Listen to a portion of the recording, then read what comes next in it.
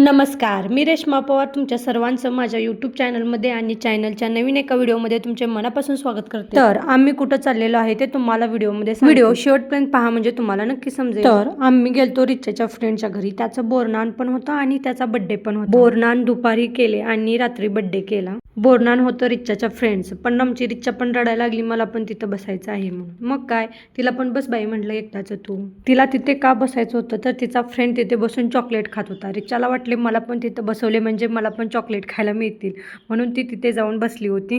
आजकालची मुले खूप म्हणजे खूप हुशार झालेली आहेत ना, त्यांना काही सांगायला लागत नाही। बोरनान केले, थोडेसे फोटो काढले आणि आलो घरी। रात्री त्याचा बर्थडे होता, मग नंतर परत अजून गेलो।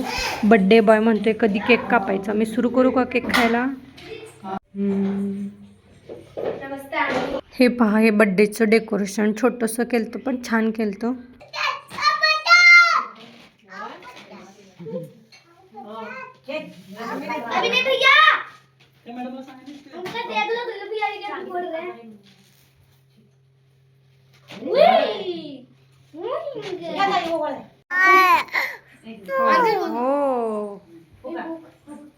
कल कुल चलेंगे,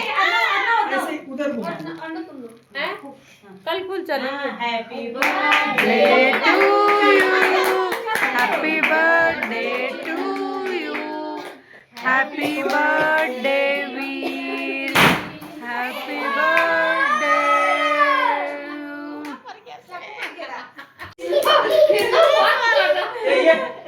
कितनी जल्दी जल्दी इसका वीडियो बनाना था, ये वाला फर्स्ट काटने वाला।